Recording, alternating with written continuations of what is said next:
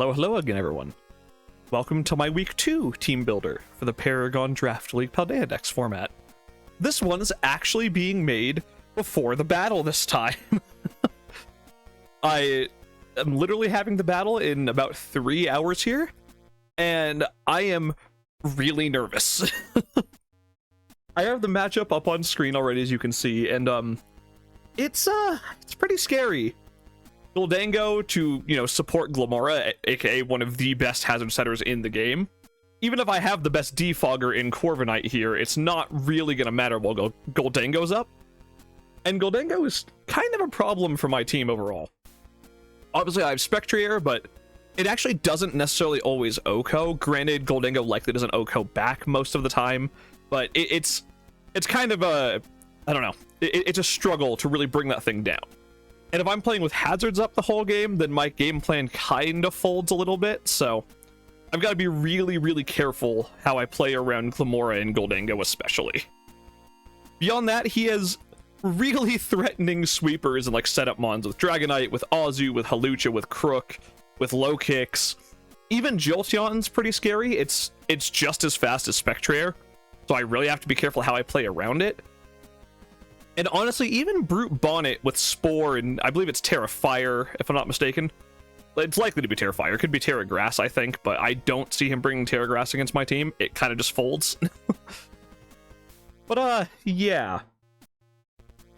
Oh. I've been really, really struggling to figure this one out, to be honest with you. I went for a much more kind of defensive version of the team this week, kind of made to answer some of his most, prominent threats. Because the end game is definitely going to be Spectrier. Spectrier outspeeds everything that isn't Jolteon. And if it gets even one KO, it just kind of sweeps through the rest of the team. Outside of, low kicks and Crook. Because Crook is probably going to be Scarf, low kick's probably banded. Even if it's not banded, it still has Sucker Punch, and it can very well stop Spectrier if I misplay around it. So I have some tools to kind of annihilate those really scary threats to hopefully let Spectrier do what Spectrier does best, which is sweep through entire teams. So with that being said, let me kind of introduce you to the team here. Alright, this is the team we're going with this week. It's going to be Physitiras, Afentico, Phantasma, Gioni, Pinoplia, and Pycnos. I'm probably saying some of these wrong. I went for Greek names because for some reason when I can't think of names, I just translate words into other languages, and those are the names now. So if I pronounce them wrong, I apologize, but it is what it is. Regardless, like I said, I have a very kind of defensive-oriented team this week, starting off with my Rotom with Physitiras here. Very, very physically defensive Rotom. Because honestly, Rotom is my best answer to Azu, and almost more importantly to Hawlucha. That's actually why I'm running the Chardy Berry as well, because the only move Hawlucha has to really hit Rotom Fan for any kind of meaningful damage is Stone Edge. Same with Crook, or, Rock Slide on Crook, etc. And the Chardy Berry lets it live with just over or just slightly under 50% HP left. Heal back with a Thunderbolt thanks to my 68 special attack EVs. Or if it's, that's for Hawlucha specifically anyway. If it's Crook, or if it's Dragonite, or if Azu's trying to step in front of it, we have Will-O-Wisp, because it is absolutely required to weaken these really powerful physical threats. So I can then let Phantasma go crazy at the end of the game once the things that threaten it most, or that it doesn't OHKO, are out of the way, or at least weakens the point where it can just kill them. So yeah, Rotom Fan is arguably one of the most important mons this week, because if it goes down too early, if I misplay with it, there's a very good chance I just lose to Hawlucha, or to a Crook sweeping through me, which is why I also am bringing out Afentico. Mabosstiff is finally getting its debut. I say finally as if it only hasn't been 2 weeks, but whatever.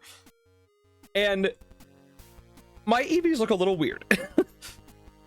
It is very, very defensive, as well as lots of attack with a choice band, because this was made to do very specific things. It is never OHKO'd by Dragonite, even with Iron Head. It is never OHKO'd by low kicks with a choice band. It is never OHKO'd by Hawlucha. And this is after I Terra Fairy, for the record, because this is Terra Fairy Mabosstiff. I'm likely staying Terra Fairy unless, or I'm going Terra Fairy immediately with it, rather. Unless I'm in front of Gholdengo, in which case I just click Choice Band Crunch and take less from the Make It Rain. Though honestly, Make It Rain will probably still kill anyway, so it's kind of iffy. But Mabostiff is another switch into his kind of threatening setup sweepers and scary mons like that. With Veil up, it even like 1v1s Azu pretty easily. That's why it's got Wild Charge specifically for Azu. Psychic Fangs is very, very specifically for Glamora as well. Because Glamora needs to be out of the way fast, so it's not constantly threatening me with hazards the entire game. Which, let's be honest, it'll probably be League Glamora, which is a little bit worrying, honestly, but we'll cross that road when we get there. Either way, it is here to OHKO some of the scariest threats. It even 1v1s Dragonite pretty effectively. Like, even with multiscale, Terra Fairy Terra Blast does a lot, and it doesn't kill back. At that point, like, the Iron Head flinch is kind of the only scary thing, but, you know, I can't really build around luck. Next up is, of course, Phantasma. Phantasma is probably coming to every single game. It is a Spectrator, after all. And I have pretty much your standard set here move-wise with Shadow Ball, Draining Kiss, Sub, Nasty Plot, because it's just very, very, very good into their team. They don't really have a good Ghost Resist outside of, like, Root Bonnet, which really doesn't beat Spectrator, especially with Sub, and especially with Draining Kiss. I don't want to get put to sleep, obviously, which is why the Sub is there. I can scout for the potential Spore if they try to switch it in, try to make it live, that sort of thing. But yeah, it is pretty much your box standard Spectrator. Just enough speed to outspeed a max speed Hawlucha before Unburden, of course, which I'm kind of expecting Unburden Grassy Seed because Rillaboom is pretty good into their team, which is exactly why I'm not bringing Rillaboom, because I do not want to let that Hawlucha go crazy. It is very scary for me. Yeah, besides that, just the rest into HP to let it better take hits from Gholdengo specifically. It actually has a chance to live a max attack or max special attack Shadow Ball with these EVs, but not a great one. So Phantasma really isn't going to be coming in unless it's not in front of Gholdengo already or Gholdengo's already weakened. Because after Rock's Chip, it will almost always kill Gholdengo, which is great. Again, pretty box standard set here on Ninetales. Just fast enough to outspeed everything that isn't Hawlucha and Jolteon. Even... I think I actually made it 1 point faster than Delphox, if I'm not mistaken. Just to make sure if it's not like a Scarf Delphox or something, I can still set up Veil in front of it, pivot into like Mamoswine or something like that, and, you know, threaten it out immediately. Besides that, it's your obvious stuff with Blizzard, Moonblast, Aurora Veil Encore, with the Light Clay. It does have max HP this time as opposed to some special attack, because it does a lot to Hawlucha and to Dragonite and stuff like that with Blizzard already. And in front of Azu, it's kind of just setup fodder, so I'm either going to Encore or Aurora Veil. I'm not worried about hitting it with Freeze Dry, because it won't really do much. Yeah, Ninetales this week is really just here for Veil and for potential Blizzards on D-Knight or Hawlucha, though they do OHKO it with Iron Head if Veil isn't already up, so it's kind of a toss-up. It's more as a pivot and to get Veil up as often as possible, and to potentially Encore, because he does have a lot of mons that want to set up. It also checks Crocodile relatively decently as well, so that's kind of big. Once again, the return of the Rocky Helmet, Panoplia, my Corviknight here. Brave Bird over Iron Head, otherwise it's a very, very, very similar set to last week. Once again, it's EV to be able to take on the physical threats on his team without much effort. You know, kind of just not really caring about what they want to do. With just enough special attack to better take Thunderbolts from the Gholdengo and things like that, because it is pretty likely. I believe I also EV'd it to live a Scarf Delphox, but I need to double check that in the battle, because I actually don't quite remember my calcs for Delphox. I'm not as scared of Delphox as I was with the Typhlosion last week, just because it's generally not quite as strong without Eruption and things like that. And if it's not Scarf, then I outspeed it with, you know, key things like Phantasma. Pictos doesn't, but it always lives, things like that. So Delphox isn't quite as scary. I really need to make sure I keep Panoplia alive, though, so I cannot kind of throw it away. Because if it goes down and hazards are still up and Glamora is still around, I might just be screwed. Last but not least, we have last week's MVP with Pycnos the Mamoswine. Very different set this week. It's running rocks for me because I just didn't think Kommo really did much in this matchup. Doesn't really stave off a lot of his scariest physical threats. Dragonite runs through it, Azu runs through it, Gholdengo kind of runs through it with Dazzling Gleam. Yeah, it just wasn't quite as good here. I had to bring rocks along, so it's got rocks, as well as a focus sash, because it's another answer to any of the setup mons that get out of hand. The only one that it doesn't really deal with is very specifically Azu, because Azu is kind of, you know, an Azu, and it's super effective.